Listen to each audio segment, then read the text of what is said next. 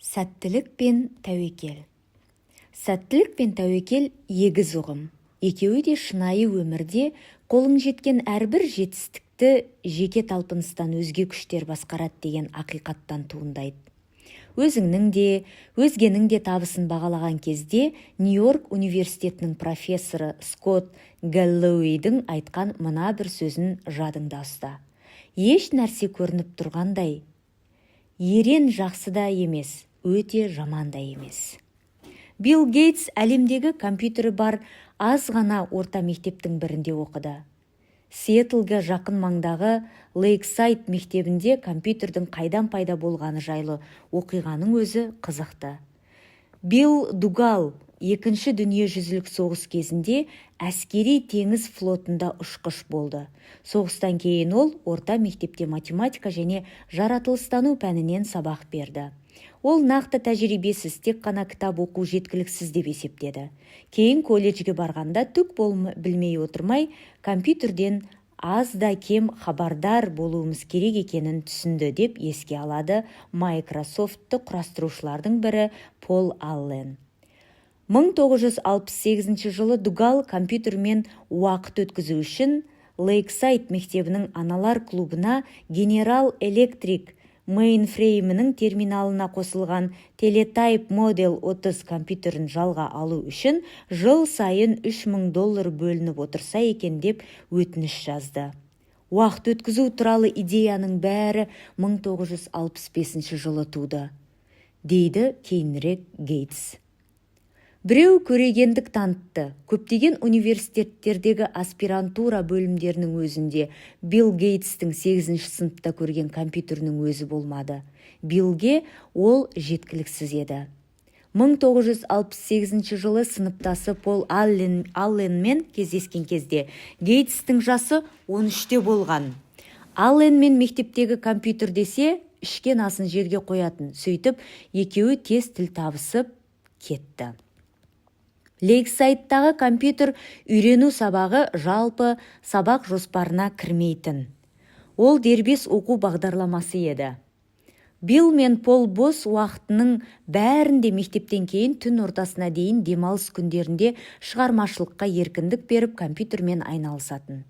Сөйтіп екеуі есептеу техникасының экспертіне айналып шыға келді. Аллен кейінірек кешкі отырыстарының бірінде Гейтстің өзіне Fortune журналын көрсетіп, қалай ойлайсың, Fortune 500 тізіміндегі компаниялардың бірін басқару қалай болар екен деп сұрағанын еске алған. Қазір Microsoft компаниясының құны $1 триллион асады. Математикаға жылдам шолу жасай кетейік. БОУ-ның мәліметтері бойынша 1968 жылы әлемдегі жоғары сынып оқушыларының саны 303 миллионға жуық болған. Олардың 18 миллионы құрама штаттарда тұрған. 270 мың оқушы Вашингтон штатында оқыды. Солардың ішінде тек 300-дей бала Лейксайд мектебіне барған. 303 миллионмен басталып, 300-бен аяқталды. Жоғары сыныпта оқитын миллион оқушының біреуі ғана жақсы жабдықталған компьютер сатып алуға мүмкіндігі бар мектептен білім алып жүрді. Билл Гейтс солардың бірі болды. Гейтс ешқашан Лейксайд мектебінде оқығанына ұялған емес. 2005 жылы мектеп түлектеріне ол Лейксайд болмағанда Microsoft'та болмас еді деген. Гейтс өте ақылды, еңбекқор жан. Жасөспірім шағының өзінде компьютермен айналысып жүрген ең тәжірибелі деген адамдардың ойына келмеген көрегендік танытып, ерекше қасиетке ие болған. Оның үстіне Лейксайд мектебіне барғаны миллионнан бір баланы ғана басына қонатын бақ еді. Енді Гейтстің досы Кент Эванс жайлы айтып берейін. Бірақ ол сәттіліктің шапағатын көре алмай, тәуекелдің құрбаны болды. Microsoft'тың табысының арқасында Билл Гейтс пен Пол Алленнің атағы шықты, бірақ Лейксайд мектебіндегі компьютер майталмандары тобының арасында тағы бір бала болды. Кент Эванс пен Билл Гейтс 8-ші сыныпта жан аяспас достар болып кетті. Гейтстің айтуынша, Эванс сыныптағы ең озат оқушы болған. Екеуміз телефонмен өте жиі сөйлесетінбіз деп еске алады Гейтс кейінірек. Гейтстің миының ішінде Inside Bill's Brain атты деректі фильмде Кенттің телефон нөмірі әлі есімде дейді ол. Эванс та Гейтс пен Аллен сияқты компьютерді жақсы меңгерген. Лексайд мектебі бір күні оқушылар өздеріне ұнайтын сабақтың, мәселен компьютер сабағының басқа пәндермен қабаттасып қалмауы үшін мектептегі сабақ кестесін қайта жасап шығуды қолға алды. Бұл өте күрделі жұмыс еді. Мектеп Билл мен Кентке жас балаларға осы проблеманы шешетін компьютер бағдарламасын жасауды тапсырды. Бұл жүзеге асты. Пол Алленнен ерекшелігі Кент Биллдің іскерлік ойы мен шексіз талпынысын қолдады. Кенттің заңгердің портфеліне ұқсайтын үлкен портфелі болған, деп еске алады Гейтс. Біз үнемі 5-6 жылдан кейін не істейтінімізді жоспарлайтынбыз. Біз бас директор болуымыз керек пе, өзгелерге қандай ықпал көрсете аламыз? Серпіліс тудыра аламыз ба? Билл мен Кент не болса да бірге жұмыс істейтінін білді. Кент пен достығын еске алған кезде Гейтс бір сәтке үнсіз қалды. Үнемі бірге жүрдік. Колледжге де бірге баратынымызға сенімді болдым. Кенттің Гейтспен және Алленмен бірге Microsoft'ты құраушы серіктестердің бірі болатыны даусыз еді. Әттең олай болмады. Кент орта мектепті аяқтамай жатып, тауға өрмелеу кезінде жазатайым көз жұмды. Құрама Штаттарда жыл сайын 30-ға жуық альпинист қаза табады. Жоғары сынып оқушыларының тауда қайтыс болуы ықтималдығы 1,1 тең. Билл Гейтс Лексайдта оқып, 1,1 адамның басына қонатын сәттілікке ие болды. Кент Эванс Гейтс екеуі армандаған биікке жете алмай, 1,1 адамның басына түсетін сын қатерге тап болды. Қарама-қарсы бағытта жұмыс істейтін бірдей күш, бірдей магнитуда. Сәттілік те, тәуекел де өмірдегі әрбір нәтиже дербес талпыныстан өзге күштермен анықталатынын көрсететін шындық. Олардың ұқсас болғаны сонша, екіншісін мойындамау, біріншісіне сену мүмкін емес. Мына өмір сенің 100% әрекетің 100 нәтижеңді анықтап бере алатындай оңай нәрсе емес. Тым күрделі. Сол себепті де сәттілік пен тәуекелге қатар сенуіміз керек. Оларды өрге сүйрейтін бір ғана нәрсе, сен 7 миллиард адам мен бөлшектері ұдайы қозғалыстағы ойынның арасындағы жалғыз адамсың. Сенің бақылауыңнан тыс кездейсоқ әрекеттерің салдары ойланып толғанып істеген әрекетіңе қарағанда ауыр болуы мүмкін. Әйтсе де, екеуін салмақтап саралап қабылдаудың қиындығы сонша, көбінесе оларды елемей өтіп кете береміз. Әрбір Билл Гейтстің жолында тура сондай өнерлі, талантты, бірақ өмір рулеткасының басқа шетінде жүрген бір Кент Эванс кездеседі. Егер сен сәттілікке жету үшін тәуекелге бел бусаң, өзіңнің де, өзгенің де қаржы табысына ой жүгірткен кезде, оның жақсы да жаман жағы бар екенін түсінесің. Бірнеше жыл бұрын мен экономика саласы бойынша Нобель сыйлығының лауреаты экономист Роберт Шиллерден былай деп сұрадым. Инвестиция жайлы жұрт білмейтін басқа нені білгіңіз келеді? Табысты нәтижелердегі сәттіліктің рөлін деп жауап берді ол. Маған бұл жауап ұнады, себебі шын мәнінде ешкім қаржы табысында сәттіліктің рөлі зор деп ойламайды. Бірақ сәттіліктің санмен өрнектеу қиын, ал адамдардың табысы соған байланысты деп болжам жасау аңғалдық болар еді. Көп жағдайда сәттіліктің табысты елеулі факторы ретінде елей қоймаймыз. Егер мен әлемде миллиард инвестор бар, сонда сен солардың ішіндегі 10 адамның бағы кездейсоқ жанғандықтан ғана миллиардер болады деп күтесің бе деп сұрасам, сен былай жауап берер ең. Әрине. Ал егер сол инвесторлардың түрін түстеп атын айтып бер десем, теріс айналып кетіп қалатын шығарсың. Мол табысқа кенелген адамды бағы жанған соң ғана жетті деп ойлар болсақ, сәттілік деген нәрсенің бар екенін білсек те, қызғаншақ, іші тар жан болып көрінеміз. Ал өзімізге келгенде бағым жанды деп ойлау, қабылдауға ауыр тиюі мүмкін. Экономист Бхашкар Мазумдер ағайындылардың арасындағы кіріс адамның бойының ұзындығы мен салмағының үйлесімділігіне қарағанда әлде қайда салыстырмалы ұғым екенін көрсеткен. Егер сен бай әрі сұңғақ бойлы болсаң, бауырың бойын ұзартқаннан гөрі бай болғанды жөн көреді. Меніңше көбіміз мына бір нәрсенің ақиқат екенін білеміз. Менің білімің мен алдыңнан шығар мүмкіндіктер әке-шешеңнің әлеуметтік экономикалық мәртебесімен тығыз байланысты. Ал енді маған екеуі де ауқатты ағайындыларды тауып берші. Мен саған бұл зерттеудің нәтижелерін өздеріне қолдануға болады деп ойламайтын екі еркекті көрсетемін. Сәтсіздік банкроттықтан бастап көздеген мақсатыңа жете алмауға дейінгі кез келген нәрсе болуы мүмкін. Тіпті қорлық десе де болады. Құрылмай жатып, құлдыраған кәсіпорын іске бар күш-жігерін жұмсамады ма? Инвестициялар дұрыс ойластырылмағандықтан нашар болып шықты ма? Жалқаулықтың кесірінен табысы тұрақсыз болып кетті ме? Кейде иә солай болады, бірақ қаншалықты оны білу өте қиын. Талпынуға тұратын нәрсенің бәрінің табысты болуы мүмкіндігі 100%-дан төмен, ал тәуекел сен осы теңдіктің сәтсіз жағына шығып кеткенде болатын нәрсе.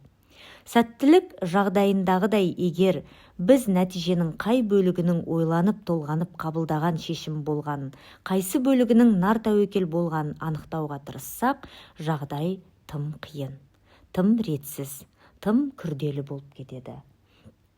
Айталық, мен акция сатып аламын, 5 жыл өтті. Олардан түк пайда көрмедім. Оларды бас салып сатып алып қате шешім қабылдаған болармын. Ақша табудың 80% мүмкіндігі бар дұрыс шешім қабылдағанда болармын. Тек байқамай, жолы болмаған 20% адамның қатарына кіріп кеткен шығармын. Мен ненің не екенін қайдан білем? Қателік жібердім бе, әлде тәуекелге бел будым ба? Қай шешімдер дұрыс болды? Оны статистикадан көруге болады. Бірақ шынайы өмірде күн артынан күн өтсе де біз олай істемейміз. Бұл өте қиын нәрсе. Одан гөрі жеңіл, алайда бізді сұмдық адастырып жіберетін жеңіл-желпі оқиғаларды жөн көреміз. Көп жыл бойы инвесторлар мен бизнес көшбасшылардың арасында жүріп аңғарғаным, біреудің сәтсіздігі қате шешімдермен байланысты болса, өз сәтсіздігіңді тәуекелдің қаралы жағына қарай ысыра салады екенсің. Сенің сәтсіздіктеріңді саралай отырып, мен себеп салдардың анық һәм қарапайым оқиғасын қабылдай салуды жөн көрем. Себебі мен сенің басыңда не болып жатқанын білмеймін ғой. Нәтижең қате болып шықты, демек дұрыс шешім қабылдамағансың. Бұл маған түсініктірек көрінеді. Әйтсе де өзімді сынай отырып, өзімнің бұрыс шешімдерімді ақтап алатын, нашар нәтижелерді тәуекелге таңа салатын қисынсыз оқиғаны ойлап табуым кәміл. Forbes журналының мұқабасында дұрыс шешім қабылдаған, бірақ тәуекелі сәтсіздікке ұшыраған кедей инвесторларды жарқыратып жарнамаламайды. Бәлкім, олар оп-оңай окі дей салатын немесе тіпті асығыс шешімдер қабылдап, бағы жанып кеткен бай инвесторларды дәріптейтін де шығар. Екеуі де бір монетаны лақтырып еді, алайда екеуін де маңдайға бұйырған беті түсті. Мұның қауіпті жағы, бәріміз ақшамен байланысты әрекеттердің қайсы жұмыс істейтінін және қайсы жұмыс істемейтінін білуге тырысамыз. Инвестициялаудың қандай стратегиялары жүзеге асады, қайсы жүзеге аспай қалады? Бизнес стратегиялардың қайсы жұмыс істейді, қайсы жұмыс істемейді? Бұлардың табысы мен сәтсіздігін қалай бақылай отырып, сол адам істегендей істе, сол адам істегендей істеме дейміз. Егер бізде сиқырлы таяқша болса, онда міндетті түрде осы нәтижелердің қайсысы сол әрекеттерге әсер еткен, тәуекел мен кездейсоқ сәттілікпен салыстырғанда қандай әрекеттердің жемісі екенін анықтап алар едік. Бірақ бізде сиқырлы таяқша қайдан болсын? Бізде тек елең еткізерліктей еш нәрсесі жоқ қарапайым жауаптарды нюанс деп қабылдай салатын ми бар. Сол себепті еліктеуге тұрарлық немесе қабылдай алмайтын ерекшеліктерді анықтау адамға қиын болуы мүмкін. Енді Билл Гейтс секілді керемет табысқа жеткен, бірақ сол жетістікке бағы жанып жете ме, әлде шеберлігінің арқасында жете ме, анықтау қиынға соғатын бір адам жайлы оқиғаны айтып берейін. Корнелиус Вандербильт қазір ғана өзінің теміржол империясын кеңейту бойынша кезекті бизнес келісімін аяқтады. Оның бизнес кеңесшілерінің бірі Вандербильтке еңкейіп, келісім берген әрбір транзакциясының заңға қайшы екенін айтып сыбырлайды. «Құдайым-ау, Джон», деді Вандербильт, «теміржолды Нью-Йорк штатының заңына сәйкес басқара алмайтынымызды өзің де білесіз ғой». Осыны оқыған кезде миыма алғаш келген ой, оның табысты болуының себебі осы екен ғой болды. Заңдар Вандербильт заманындағы теміржолдарға бейімделмеген болатын. Сол себепті ол заңдарын құрып қалсын деп бәрібір алға жылжи берген. Вандербильт адам айтқысыз байлыққа кенелді. Оның маңызды терең зерттеулерге сүйеніп жасалған заңды белден басуының өзі терең даналықтай көрінді. Белін бекем буған тәуекелшіл адамның жолына ешкім тұра алмайды. Әйтсе де, мұндай қорытынды жасаудың қаупі неде? Ақыл тоқтатқан бірде-бір есті адам сорақы қылмысты кәсіпкерліктің сипаты ретінде ұсынбас еді. Вандербильт оқиғасының басқа арнаға ауып кеткенін оп-оңай елестетуге болады. Ол соттың шешімімен жаңа құрылған компаниясы банкротқа ұшыраған қылмыскерге айналады. Сонымен бізде енді проблема туындап тұр. Сен Вандербильтті заңды белден басып, банкрот болған Энронмен салыстырып сынай аласың, әрі мақтай да аласың. Бәлкім біреуі заңнан қашып, жолы болып, екіншісі тәуекелге бел буған шығар. Джон Рокфеллердің де жағдайы осыған ұқсас. Оның заңнан жиі бұлтаруын тарихшылар көбінесе айлакер бизнес ептілік деп атады. Сот бірде оның компаниясын кәдімгі ұрыдан түк айырмасы жоқ дегенді. Бәлкім солай шығар. Бірақ баяндау сіз ескірген заңдардың инновацияға кедергі болуына жол бермедіңіз. Дегеннен сіз қылмыс жасадыңыз ба дегенге қашан ауысып кетеді. Я болмаса Рокфеллер данышпан болған, оның табыстарынан сабақ ал дегеннен Рокфеллер қылмыскер болған, оның бизнестегі сәтсіздігінен сабақ алуға тырыс дегенге ауысу үшін баяндауды қаншалықты азырақ өзгерту керек, шамалы ғана өзгеріс керек. Заңда не шатағым бар деген бірде Вандербильт. Мен не соншалықты күшті ме едім? Ол істеді, ісі жүзеге асты, бірақ оқиғаның соңы мүлдем басқаша екенін оңай елестетуге болады. Батылдық пен ессіздік арасындағы шекара тым нәзік болуы мүмкін. Тәуекел мен сәттілікті дұрыс бағалай алмаған кезде ол тіпті анық байқалады. Бенджамин Грэм әлемдегі ең әйгілі инвестор ретінде аты шыққан. Құн инвестициясының атасы һәм Уоррен Баффеттің алғашқы тәлімгері. Әйтсе де, Бенджамин Грэмнің инвестициялық табысының көп бөлігі өзі мойындағандай диверсификацияның барлық дерлік ережесін бұзған. Геуго акцияларының мол үлесіне иелік етумен байланысты болды. Мұны Грэмнің өзі даулы сөздерінің бірінде келтірілген. Мұндағы батылдық пен ессіздіктің нәзік шекарасы қай жерден өтеді, оны білмеймін. Грэм өзінің байлығы жайлы былай деп жазды. Бір ғана сәті түскен жағдай және сұңғыла оймен қабылданған шешім. Екеуін бір-бірінен ажырата аламыз ба? Ол оңай емес. 2006 жылы компаниясын сатып алу мақсатында Yahoo!-дың ұсынған $1 миллион бас тартқаны үшін Марк Цукерберг туралы дәл осылайша ойлаймыз. Ол келешекті көре білді. Өз ұстанымынан айнымады. Бірақ адамдар Microsoft-тан түскен тиімді ұсыныстан бас тартқан үшін Yahoo!-дың өзін дәл солай сынға алды. Ақымақтар келіп тұрған ақшадан айырылып қалды. Бұл жерден кәсіпкерлер қандай сабақ алды, оны түсінсем бұйырмасын. Себебі тәуекел мен сәттілікті анықтау қиын. Мұндай мысалдар жетіп артылады. Сансыз сәттіліктер мен сәтсіздіктер өз нәтижелері үшін левериджге қарыздар. Ең үздік және ең нашар менеджерлер өз қызметкерлерін барынша жұмысқа салады. Клиенттікі әрқашан дұрыс және клиенттер не қалайтынын білмейді дегеннің екеуі де жұрттың бәрі қабылдап қойған іскерлік даналығы. Шабыттандыратын батылдық пен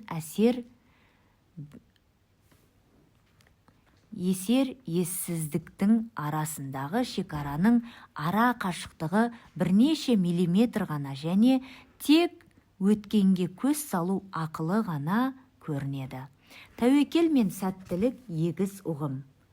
Бұл шешілуі оңай проблема емес.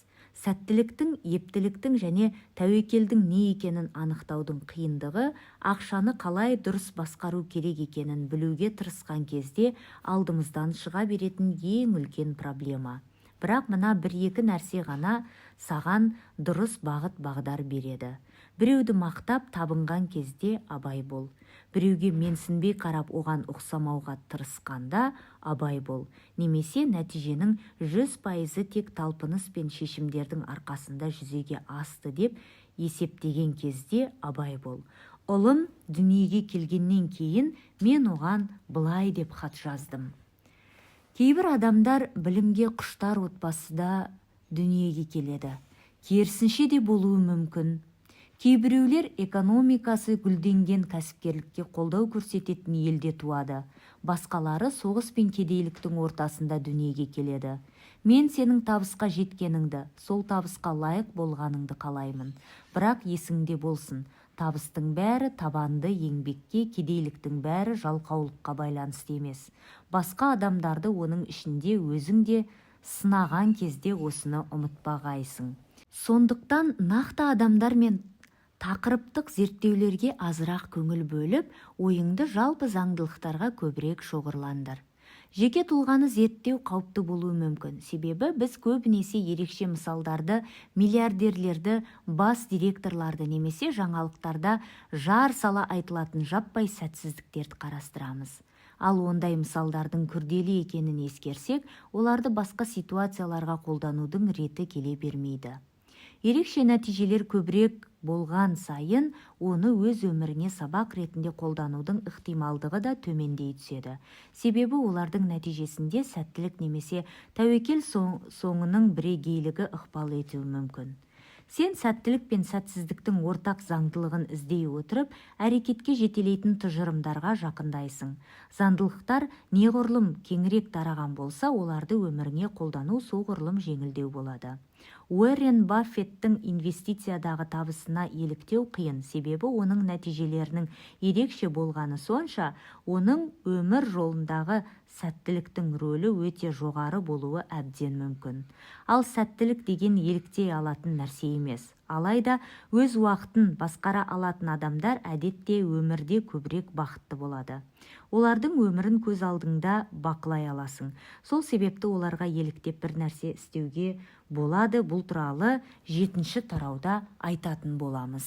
Менің сүйікті тарихшым Фредерик Льюис Аллен еңбек жолын, орташа америкалықтың өмірін, олардың қалай өмір сүргенін, қалай өзгергенін, жұмысты қалай істегенін, түскі асқа не жегенін тағы сол сияқты сипаттаумен өткізді. Әдетте жаңалықтардан жиі-жиі көрсетілетін ерекше кейіпкерлердің өмірін зерттегеннен гөрі, осындай кең ауқымды бақылаулар маңызды, олардан тиімді сабақты көбірек алуға болады. Билл Гейтс бірде былай деген: табыс нашар ұстаз. Бұл ақылды адамдарға жеңілмейсің деген ой салып еліктіреді. Ісің жақсы жүріп жатқанда бәрі сен ойлағандай жақсы емес екенін түсін. Сен тең жеңістің дәмін ғана татпайсың. Ал егер табыс әкелген сәттілік екенін мойындасаң, онда сәттіліктің сыңары тәуекелге де сенуің керек. Бірақ тура осы пікір кері бағытта да ақиқат. Сәтсіздікте нашар ұстаз бола алады. Себебі тәуекелдің қатал шындығын мойындай тұра, Ол ақылды адамдарға шешімің сұмдық қорқынышты деген ой салады. Сәтсіздікпен бетпе-бет келіп қалған кезде мынадай айлаға бару керек. Өзіңнің қаржылық өміріңді нашар инвестициялардың бар екенін біле тұрсаң да, уысыңнан шығарып алған қаржы мақсаттары келешекте сені құртып жібермейтіндей, мүмкіндіктер сенің пайдаңа шешілгенше ойынды жалғастыра алатындай ұйымдастыр. Бірақ одан да маңыздысы, сәттіліктің табыстағы рөлін мойындаған сияқты, тәуекелдің рөлі сәтсіздікті сынға алған кезде өзімізді кешіріп, түсінуге де мүмкіндік беру екенін мойындау. Еш нәрсе көрініп тұрғандай, жақсы да емес, жаман да емес. Ал енді бағы жанып, тәлейлі болған екі адамның хикаясын қарайық.